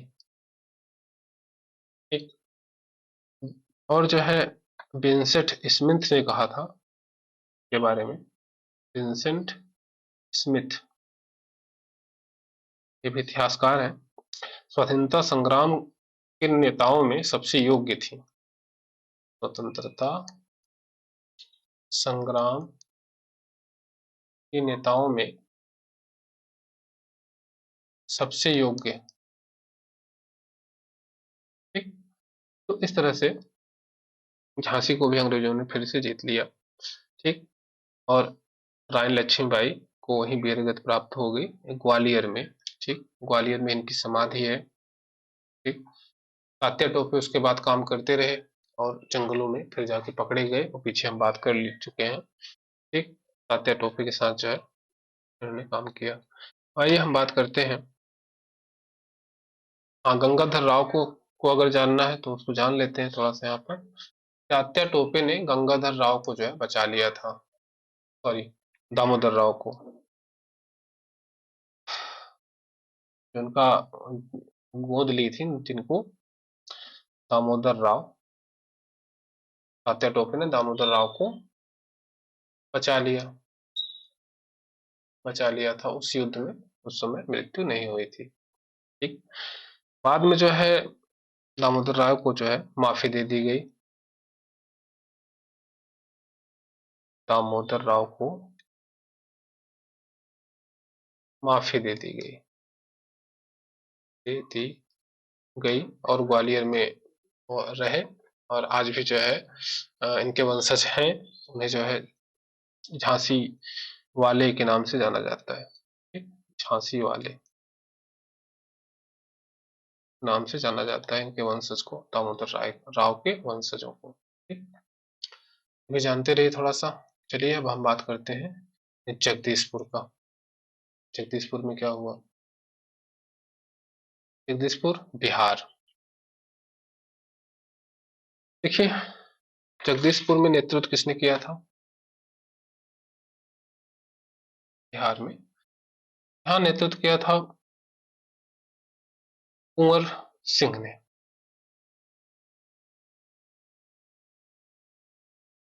कुंवर सिंह, उनको तेगवा बहादुर भी कहा जाता है। तेगवा बहादुर वृद्ध हो चुके थे, लेकिन ये इन्होंने शेर की तरह लड़ाई करी। ठीक। अच्छा, ये जगदीशपुर है कहाँ ना, थोड़ा सा इसको भी जान लें। उस समय तत्कालीन ये शाहाबाद के नाम से जाना जाता था, शाहाबाद क्षेत्र था। अगर उस समय बात करें तो शाहाबाद क्षेत्र था। और आज की बात करें, आज आज जो है ये भोजपुर जिला है में पड़ता है, भोजपुर जिला में पड़ता है। ठीक, जगदीशपुर, तो इसको भी जानते रहिए। जगदीशपुर में जो है कुंवर सिंह देखिए, ये जगदीशपुर के जमींदार थे। क्या थे? ये जमींदार थे। और अंग्रेजों ने जो है इनकी जमींदारी छीन ली थी, इनकी स्थिति ठीक नहीं थी। ठीक, कुंवर सिंह की घटना देखिए तो बगल में, जगदीशपुर के ही बगल में दानापुर छावनी है, दानापुर छावनी। तो इस छावनी के जो सैनिक थे, इस सैनिकों ने विद्रोह किया। सैनिकों ने क्या किया? विद्रोह कर दिया। और विद्रोह करके वो कुंवर सिंह के पास आया और उन्होंने कहा कि भाई, सैनिकों ने कहा कि कुंवर सिंह आप जो है नेतृत्व संभालिए।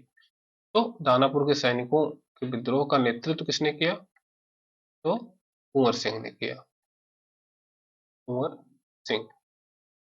ठीक। अब इनको समझते हैं। सैनिकों को लेके, दानापुर के सैनिकों को लेके उन्होंने पहले तो आरा पर आक्रमण किया, आरा। और आरा को जो है जीत लिया। यहाँ डन पर ये सेनापति है, ये मारा गया। ठीक, ये भी मारा गया, आरा जीत लिया। ठीक है। तो इधर जो विंसेंट आयर था, विंसेंट आयर, ये जो है गंगा नदी से इलाहाबाद से बक्सर जा रहा था, इसको ये बात पता चली, ये 20 से ही लौट आया। ठीक, 20 से लौट आया। 2 अगस्त की बात है, 2 अगस्त 1857 में जो है क्या हुआ कि बीबीगंज में युद्ध हुआ। बीबीगंज, इसके किसके साथ? विंसेंट आयर और कुंवर सिंह के बीच का युद्ध हुआ। और इसमें कुंवर सिंह जो है उसमें हार गए, विंसेंट आयर जीत गया। ठीक। उसके बाद विंसेंट आयर जो है 12 अगस्त को 1857 को, डेट नहीं याद करना है, क्रम एक है उसको याद कर लेना है, ठीक रहेगा। जगदीशपुर जीत लिया। तो इनके कुंवर सिंह जी के हाथ से आरा भी निकल गया, जगदीशपुर भी निकल गया। ठीक है, जगदीशपुर भी जीत लिया विंसेंट आयर ने। ठीक, इस तरह से आरा भी चला गया, जगदीशपुर भी चला गया। अब जो है इनको फिर से, कुंवर सिंह को आरा और जगदीशपुर जीतना था। ठीक, उसके लिए ये जो है सैनिकों को लेके निकल पड़े। ठीक, जगदीशपुर हारने के बाद ये कुल 1200 सैनिकों को लेके निकल पड़े कि अंग्रेज जहां भी मिलेंगे उनके साथ गुरिल्ला युद्ध करेंगे और लड़ते हुए उनको हराएंगे। ठीक है, लेकर अंग्रेजों से लड़ने के लिए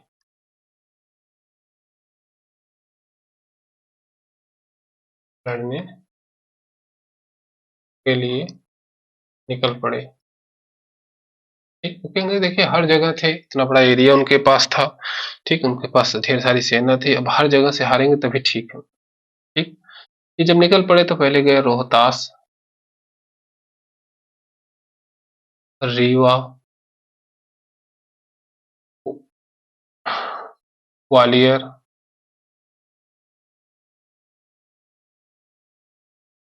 कानपुर, लखनऊ, यहाँ सब विद्रोह हो रहा है, वहां सब गए और से मिले। ठीक, इसके बाद ये 12 फरवरी 1858 को ये अयोध्या पहुंचे। अयोध्या, अवध में, अवध का क्षेत्र फैजाबाद, अयोध्या। के बाद ये 18 मार्च को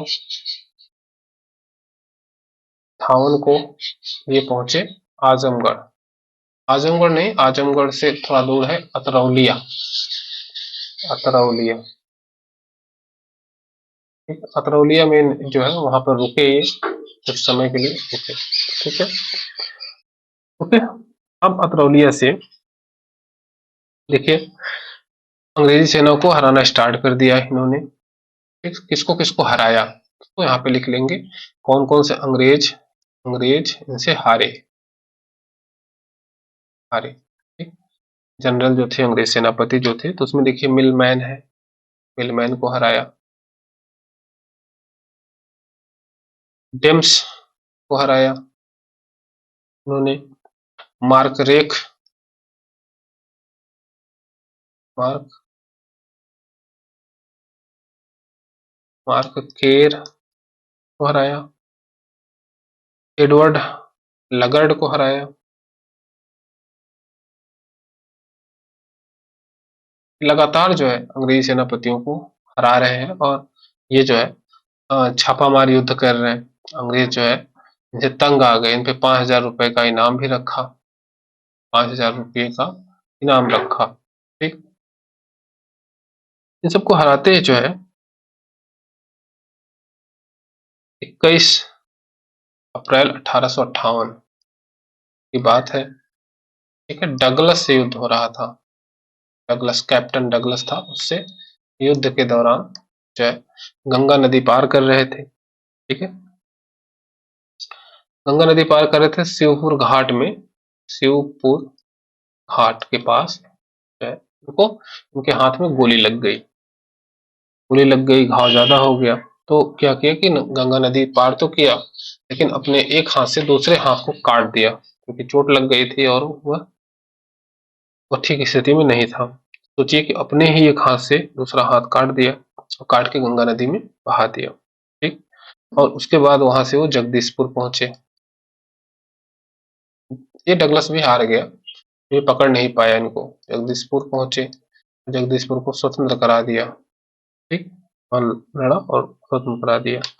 ठीक है, उसके बाद जो है इनका 26 अप्रैल 1858 को स्वर्गारोहण हो जाता है, स्वर्गारोहण, वीरगति को प्राप्त हो गए। तो इस तरह ये अंग्रेजों के हाथ नहीं आए। ठीक, इनके स्वर्गारोहण के बाद इनके भाई अमर सिंह ने नेतृत्व संभाला, तो ये भी जानते रहिए, अमर सिंह ने नेतृत्व संभाला और कुछ दिन तक जो है नेतृत्व करते रहे। ठीक, तो ये जगदीशपुर बिहार की, या कुंवर बाबू कुंवर सिंह की ये का विद्रोह था। ठीक, कैसे अंग्रेजों ने जीता और जान गए। चलते हैं, थोड़ा देख लेते हैं फैजाबाद, फैजाबाद में क्या स्थिति थी, फैजाबाद ना, बहुत इंपॉर्टेंट है फैजाबाद। देखिए, फैजाबाद में जो विद्रोह का नेतृत्व किया था, का नाम है अहमदुल्ला शाह, अहमदुल्ला शाह। ठीक, इनको और भी नाम से जानते हैं, फैजाबादी मौलवी, फैजाबादी मौलवी नाम से और जानते हैं, और भी नाम से जानते हैं, डंका शाह के नाम से जानते हैं, डंका शाह। ठीक, तो इन नामों से जानते हैं इनको। इनको लाइट हाउस ऑफ रिबेलियन भी कहा गया, लाइट हाउस ऑफ रिबेलियन भी कहा जाता है। ये एक मौलवी थे, और ये जो है इन्होंने पहली बार कहा कि काफिर, अंग्रेजों को क्या कहा, काफिर। बहुत अच्छे समझे रहिए, खूब क्वेश्चन आएगा, अंग्रेजों को काफिर कहा, और जनता से आह्वान किया कि काफिरों को मार के भगाओ। ठीक, ये घूमते रहते थे, घूम घूम के जो है हाँ, गांव गांव में विद्रोह की बातें, विद्रोह के बारे में लोगों को उत्साहित करते थे। ठीक, बताते थे।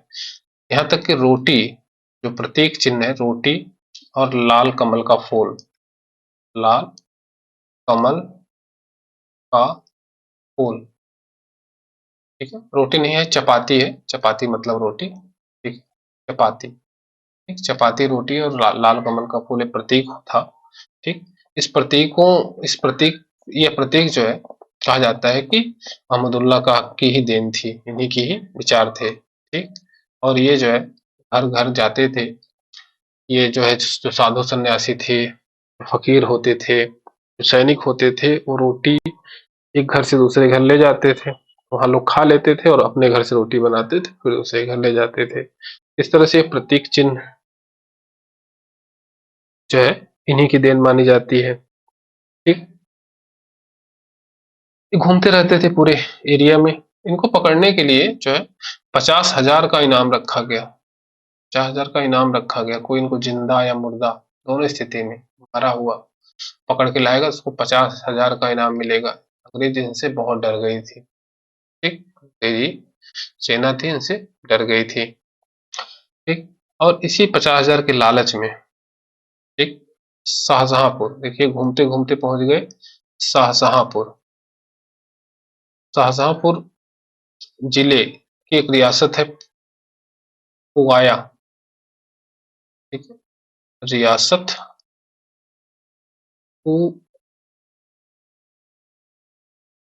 पुवाया। ठीक, इस रियासत के जो जमींदार थे, राजा थे जगन्नाथ सिंह। कौन था? जगन्नाथ सिंह। जगन्नाथ सिंह के भाई बलदेव सिंह। बलदेव सिंह।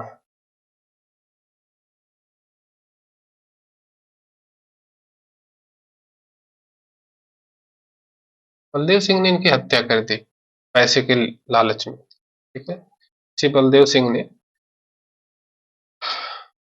मौलवी अहमदुल्ला की हत्या कर दी। इसलिए 50,000 इनाम के लिए।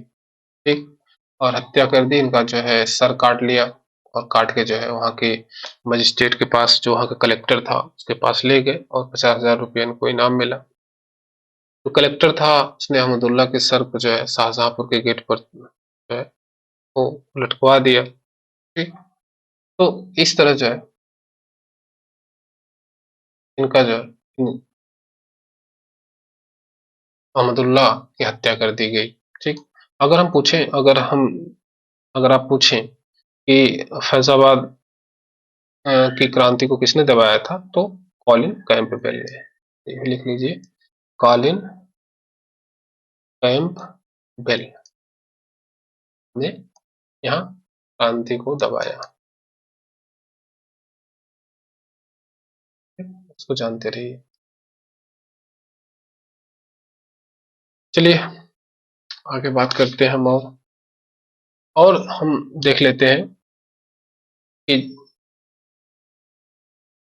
और जगहों पर किसने नेतृत्व किया। ठीक, और जगहों पर नेतृत्व हम देख लेते हैं। जैसे अगर हम बात करें फर्रुखाबाद की, नेतृत्व किया था तुफजल हसन खान। तुफजल हसन खान। ठीक, बरेली की बात करें तो मौलवी अहमदुल्ला। बरेली की बात करें तो खान बहादुर खान।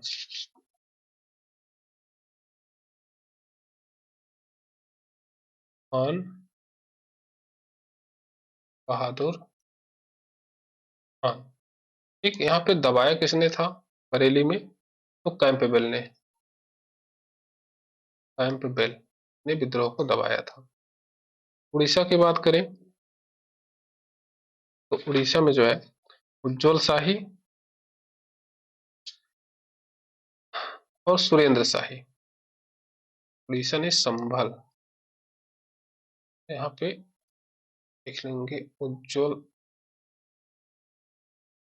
शाही और सुरेंद्र शाही। स्थानीय सेना ने यहाँ का विद्रोह दबाया था, तो यहाँ पे कुछ ऐसा नहीं है। उसके बाद हम मुरादाबाद की बात करें। मुरादाबाद में अब्दुल अली खां। अब्दुल अली खां ने जो है यहाँ विद्रोह किया था। ठीक, इलाहाबाद की बात करें तो लियाकत अली। लियाकत अली, यहाँ विद्रोह किया था, नेतृत्व किया था। ठीक। और जो है इलाहाबाद को देखिए, कैनिंग ने आपातकालीन राजधानी भी बनाई थी। कैनिंग ने, जो वहाँ का गवर्नर जनरल था उस समय, उसने इलाहाबाद को आपातकालीन राजधानी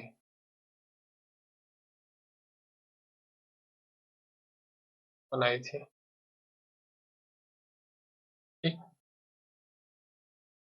उसको दबाया किसने था इलाहाबाद में विद्रोह को? तो जनरल नील ने। ये जानते रहिए। और हम बात करें और जगह, तो फैजाबाद। फैजाबाद में तो हम पढ़ चुके हैं ना। मथुरा में बात करें तो मथुरा में देवी सिंह, इसने जो देवी सिंह ने नेतृत्व किया था। और बात करें मंदसौर में, तो फिरोज शाह ने, एमपी में है ये, फिरोज शाह ने। गोरखपुर में बात करें तो गजाधर सिंह।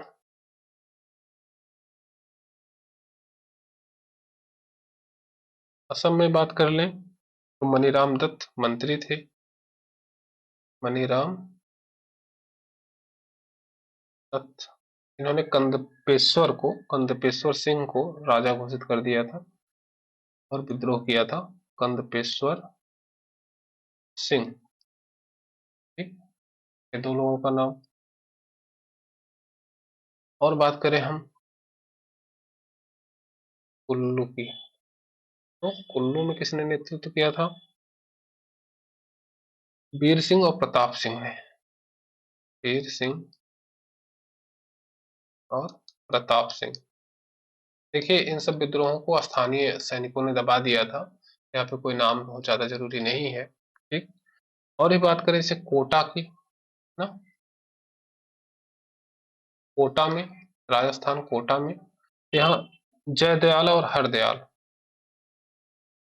जयदयाल और हरदयाल ने नेतृत्व किया था। ठीक। तो ये सब नेतृत्व करता है और इनको आप जो है जानते रहिए। ठीक। चलिए बात करते हैं नेक्स्ट टॉपिक, विद्रोह की प्रकृति। कैसी प्रकृति थी, नेचर कैसा था? प्रकृति से क्या मतलब है, पहले ये समझना है। देखिए, विद्रोह क्या जो है राष्ट्रीय विद्रोह कहा जा सकता है, या इसे सैनिक विद्रोह कहेंगे ना। ये जो है कैसी प्रकृति की थी? ये सैनिक विद्रोह था केवल, या कोई ये राष्ट्रीय विद्रोह था ना, या फिर ये स्वतंत्रता संघर्ष था? बहुत विवाद वाला विषय है, स्वतंत्रता संघर्ष था। तो किस कौन सी प्रकृति थी इसकी? ये जो है हम समझते हैं कुछ इतिहासकारों द्वारा। जो अंग्रेज थे उस समय के, उन्होंने जो है इसको सैनिक विद्रोह कहा। केवल जो है सैनिक विद्रोह किया, कुछ असंतुष्ट सैनिक जो है उन्होंने विद्रोह कर दिया, बस इतनी बात। क्यों? क्योंकि उनको अंग्रेजों की साख बचानी थी। ठीक। उन्हें साबित नहीं करना था कि वहां कोई विद्रोह हुआ, उनका चलता तो कहते कोई विद्रोह हुआ ही नहीं। ठीक। फिर जो भारतीय इतिहासकार थे उन्होंने जो है इसको प्रयास किया, और कैसे किया, तो आइए कुछ स्टेटमेंट देख लेते हैं फिर समझ लेते हैं। जैसे LER रीज है, LER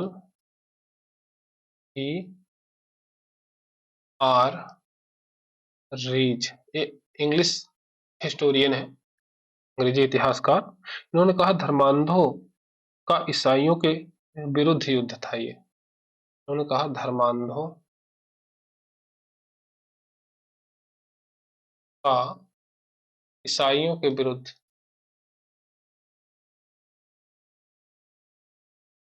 युद्ध। बस उनके हिसाब से जो है हिंदू मुस्लिम धर्मांध थे, और उन्होंने जो है ईसाइयों के खिलाफ युद्ध किया। और कोई ये राष्ट्रीय सैनिक ये सब की बात ही नहीं है, यहाँ तो धर्म की बात है। उसी तरह दूसरे एक अंग्रेजी इतिहासकार हैं TR होम्स। TR होम्स, इनके अनुसार क्या था? इन्होंने कहा कि यह बर्बरता एवं सभ्यता के बीच युद्ध है। यह क्या है? बर्बरता। बर्बर कौन? भारतीय। बर्बरता एवं सभ्यता, सभ्य कौन? अंग्रेज के बीच युद्ध है भाई। देखिए, ये सभ्य लोग जो है भारत का शोषण कर रहे थे और कह रहे हैं कि हम सभ्य हैं। भारत का शोषण कर रहे हैं तो कह रहे हैं ये बर्बर है। हाँ? आराम से कह दिया गया टी.आर. होम्स द्वारा। चलिए आगे और देखते हैं। आउट्रम और टेलर दो और इतिहासकार हैं। आउट्रम और टेलर, इन दोनों ने कहा यह हिंदू मुस्लिम षड्यंत्र है। हिंदू मुस्लिम इन दोनों ने मिलकर एक षड्यंत्र रचा है, बस और कुछ नहीं है। कोई विद्रोह नहीं है, केवल षड्यंत्र है और हिंदू मुस्लिम मिलकर रचे हैं। ठीक है, थोड़ा सा टेलर और आउट्रम का मानना ये रहा। लिए और भी देख लेते हैं तो प्रकृति थोड़ा समझ में आ ही जाएगा, और अपने से भी समझिए क्योंकि इसमें कंक्लूजन देना होता है। आपको जब लिखना होगा तो अपने से आपको लिखना होगा। हम देखते हैं एक अंग्रेजी इतिहासकार जिनके बारे में आपको बहुत जरूरी जानना है, क्योंकि इन्होंने इसको कहा था ये राष्ट्रीय विद्रोह था, राष्ट्रीय आंदोलन था। एक का नाम है बेंजामिन डिज़राएली। बेंजामिन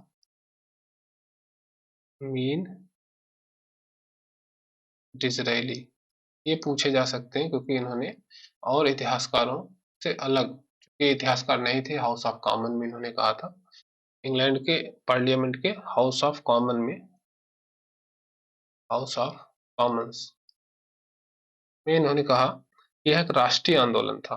क्या था? यह एक राष्ट्रीय आंदोलन था। ये पूछा जा सकता है। ये अंग्रेज है और उन्होंने इसको राष्ट्रीय आंदोलन माना, बेंजामिन डिज़राएली ने। ठीक, इनको आप थोड़ा सा जानते रहिए। चलिए भारतीय इतिहासकारों में बात करें तो इतिहासकार ने स्वतंत्रता सेनानी B D Savarkar, B D Savarkar को पहले हम समझते हैं। सावरकर को देखिए, बी डी सावरकर ने एक किताब लिखी है, उसका नाम है the Indian war, Indian war of independence, independence. ठीक है, इस किताब को लिखा है इन्होंने 1909 में, जब ये लंदन में थे उस समय, इंडिया हाउस में थे। कहाँ थे? इंडिया हाउस, लंदन में इनको स्कॉलरशिप मिला था, वहां गए थे इंडिया हाउस में, वहीं पर एक किताब लिखी थी the Indian war of independence. ठीक है, किताब जो है लंदन में छप नहीं पाई, ये छपी हॉलैंड में, बाद में हॉलैंड में छपी और मराठी में छपी थी, बाद में अलग अलग जो है भाषाओं में इसका अनुवाद किया गया। इसी किताब में पहली बार कहा गया कि यह एक जो है राष्ट्रीय आंदोलन था, एक स्वतंत्रता संघर्ष था, एक प्रथम स्वतंत्रता संघर्ष था, प्रथम स्वतंत्रता संघर्ष था।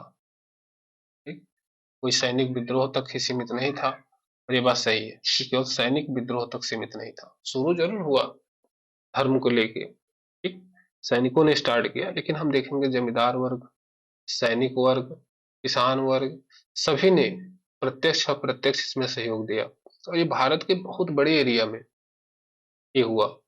ठीक, हम कुछ एरियाज को जानते हैं, लेकिन ये पूरे जो है साउथ इंडिया को कुछ जगहों को छोड़ दें तो साउथ इंडिया में भी बहुत जगह जो है विद्रोह हुआ। हालांकि ऐसा माना जाता है कि दक्षिण भारत में नहीं हुआ, और इसमें हिंदू मुसलमान दोनों मिलके अंग्रेजों का सामना किए। ठीक, तो ये प्रथम स्वतंत्रता संघर्ष किसने कहा? बी डी सावरकर ने। ठीक है, और इस किताब पर तो अंग्रेजों ने पहले ही बैन लगा दी थी, और बहुत दिन बाद इसे पढ़ने को मिला। ठीक, चलिए हम बात करते हैं और अशोक मेहता की, बहुत इंपॉर्टेंट है अशोक मेहता। अशोक मेहता, अशोक मेहता ने इसे राष्ट्रीय विद्रोह कहा, राष्ट्रीय विद्रोह। ये जो पुस्तक है उसका नाम है the great rebellion. The great rebellion. ठीक। इस पुस्तक में इन्होंने कहा, ये देखिए, कोई सैनिक विद्रोह नहीं था, कोई धर्मांधों वाला विद्रोह नहीं था, बर्बरता वाला और सभ्यता का मैटर ही नहीं उठता। ठीक, ये क्या था, एक राष्ट्रीय आंदोलन था। ठीक। चलिए और क्या बात करते हैं और देखते हैं। यशवंत सेन बहुत इंपॉर्टेंट है, ये सरकारी इतिहासकार है। ठीक। सरकारी इतिहासकार, सरकार की तरफ से इन्होंने 1857 क्रांति पर लिखा है, बहुत बाद में लिखा है। पहले मजूमदार को मिला हुआ था लेकिन बाद में इन्होंने लिखा। इनकी जो किताब है उसका नाम है 1857।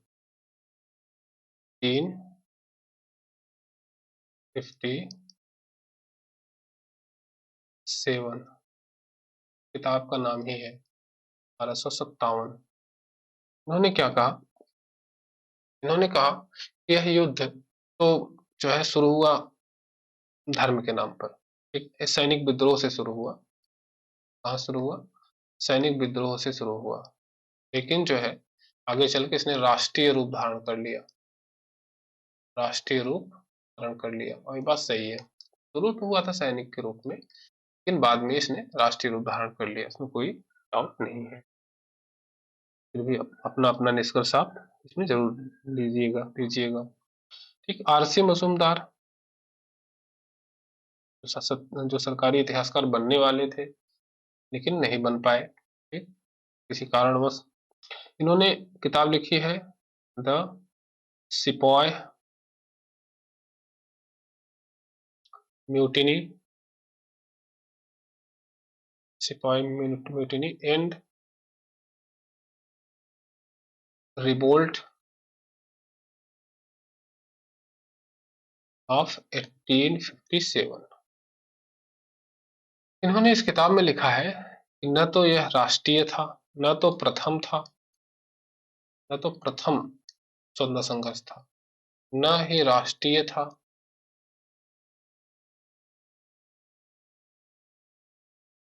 और न ही यह स्वतंत्रता संघर्ष था, न ही स्वतंत्रता संघर्ष था। समझ रहे हैं?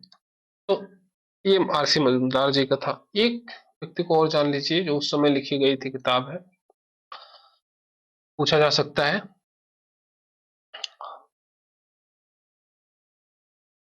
सर सैयद अहमद खां द्वारा, ये स्वतंत्रता सेनानी रहे हैं सर सैयद अहमद खां। इन्होंने एक किताब लिखी, के बारे में हम पढ़ेंगे अभी। सर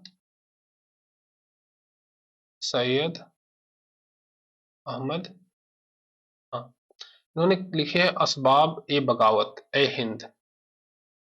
असबाब ए बगावत ए हिंद, किताब का नाम है इनके, सर सैयद अहमद खां के। इन्होंने इस किताब में लिखा है कि ये केवल सैनिक विद्रोह था। ठीक। तो भी आप जानते रहिए। किताब का नाम, बुक्स का नाम जो है जानते रहिए, पढ़िए। ठीक, बहुत इंटरेस्टिंग है, बहुत अच्छा लगेगा। चलिए अब हम जान लेते हैं जो है असफलता के कारण। देखिए प्रकृति में जो बात है, जो उस समय के अंग्रेज इतिहासकार थे वो ये सिद्ध करना चाह रहे थे कि ये कमियां जो है अंग्रेजों की नहीं है, ये खुद जो है वहां के लोग ठीक नहीं है और ऐसा विद्रोह कर दिए। ये सिंपल सा कोई विद्रोह है, कोई बड़ा जो है बहुत बड़ा विद्रोह नहीं था, ये सिंपल सा जो है एक झड़प मात्र ऐसा साबित करने का प्रयास किया गया अंग्रेजों द्वारा। ठीक। चलिए समझते हैं असफलता के कारण।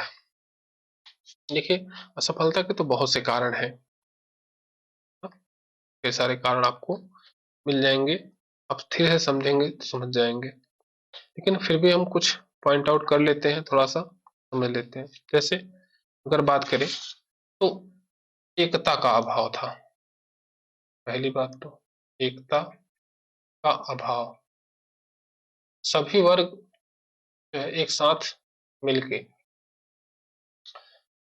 ये आंदोलन नहीं किए। जो उच्च वर्ग था, ठीक, वो इससे अलग रह गया। पूरे भारत में नहीं हुआ, ये बात सही है, दक्षिण भारत भी अलग रह गया, बहुत सी रियासतें अलग रह गई। ठीक।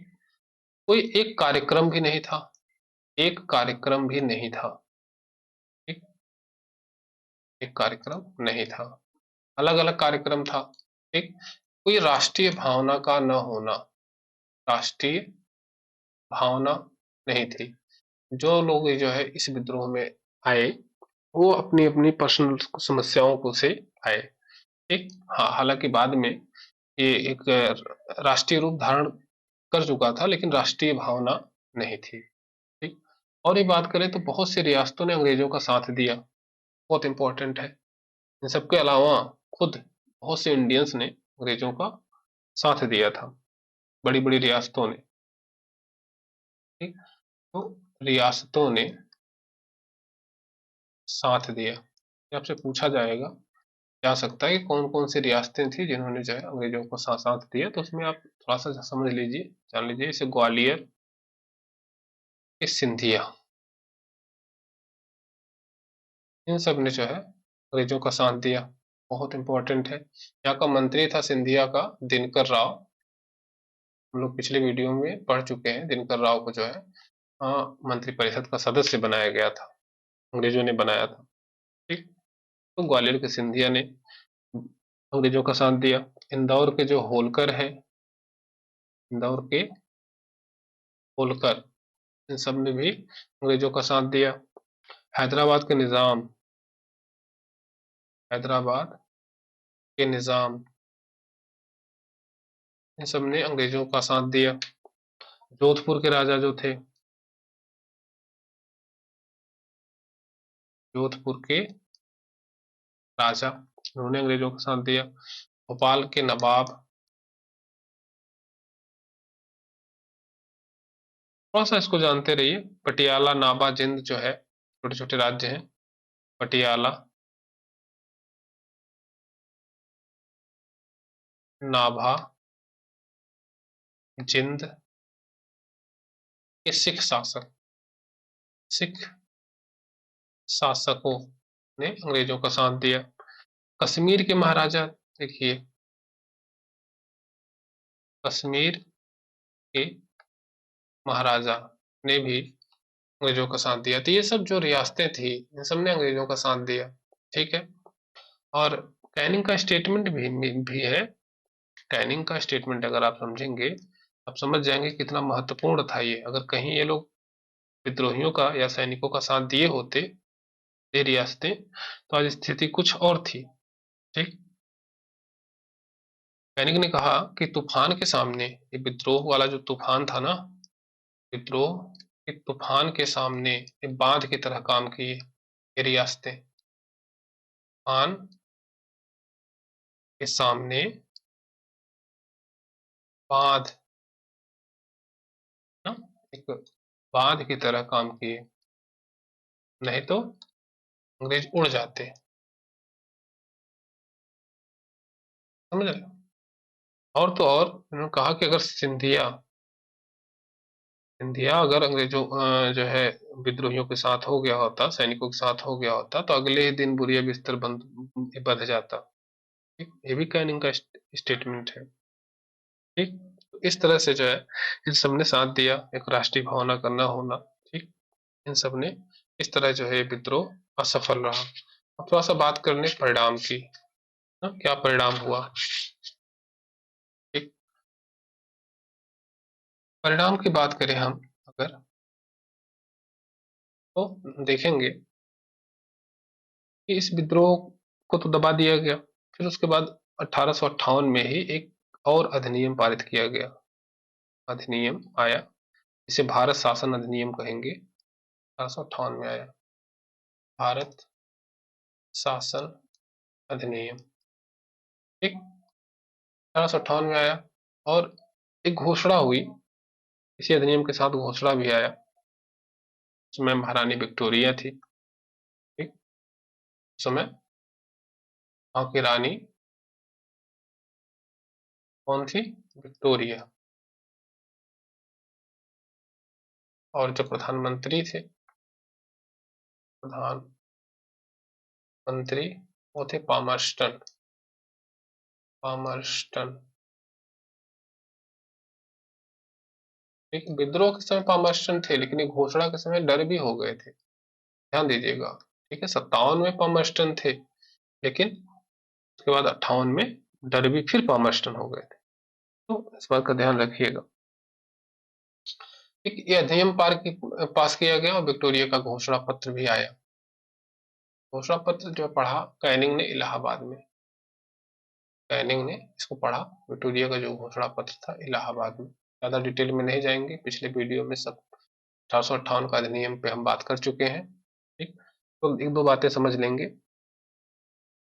घोषणा पत्र में, इस घोषणा पत्र को इलाहाबाद में जब पढ़ा गया, कैनिंग ने पढ़ा, तो उसमें एक बात बहुत अच्छे से स्पष्ट है कि अब जो है, जो जो रियासतें बची हैं, जो देसी रियासतें बची हैं, उनको फिर से विलय नहीं किया जाएगा, उनको जीता नहीं जाएगा, रियासतों को के साथ युद्ध नहीं किया जाएगा, यानी उनको जीता नहीं जाएगा। ठीक है, एक बात, यानी उनका विलय नहीं किया जाएगा। ठीक, इससे जो कुछ रियासतें बची रह गई और 18 जब भारत आजाद हुआ उसके बाद उनका विलय किया गया। ठीक, तो उसमें करीब 552 रियासतें का नाम है, छोटी बड़ी को, ठीक, बची ही रह गई, इसके बाद उनको जीता नहीं गया। और क्या किया गया, और इम्पोर्टेंट क्या है, इम्पोर्टेंट यह है कि सेना का पुनर्गठन किया गया, ये जानना बहुत जरूरी है। सेना का पुनर्गठन किया गया। ठीक, तो पता है कि जो भारतीय सैनिक थे उनकी संख्या ज्यादा थी। ठीक, और वो अगर विद्रोह पर उतर आते तो वैसे भी अंग्रेज कहीं कहीं नहीं टिकते। ठीक, तो और सबसे ज्यादा अगर बात करें तो पहले समझ लेते हैं कितनी सेना थी।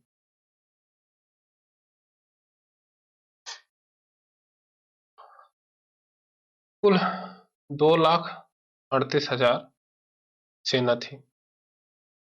ठीक, इसको कम कर दिया गया, ये भारतीय सेना है, 2,38,000 भारतीय सैनिक थे। इस सैनिकों को कम करके कर दिया गया 1,40,000। ठीक है, अब 1,40,000 भारतीय होंगे, ये बदलाव किया गया पुनर्गठन में ना।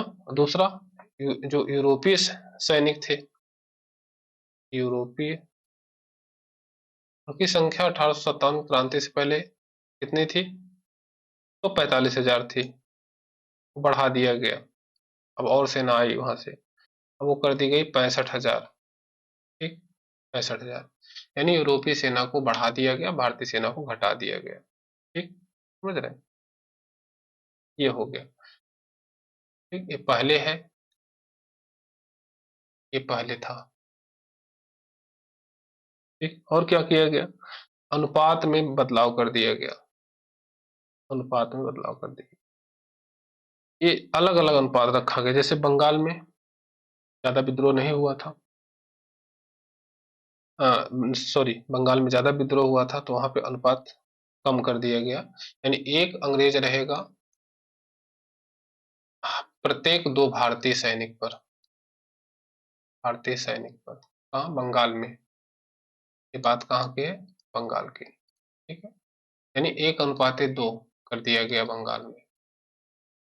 ठीक, और वहीं हम बम्बई की बात कर लें, मद्रास की बात कर लें और जगहों की बात कर लें, तो वहां एक जो है अंग्रेज सैनिक पर 3 भारतीय, यानी 1:3 का अनुपात रखा गया। ठीक, ऐसे किया गया। दूसरा, और क्या किया गया, अवध से सैनिकों की भर्ती कम कर दी गई। अवध से सबसे ज्यादा सैनिक थे, 75,000 सैनिक थे, तो अवध से सैनिकों की भर्ती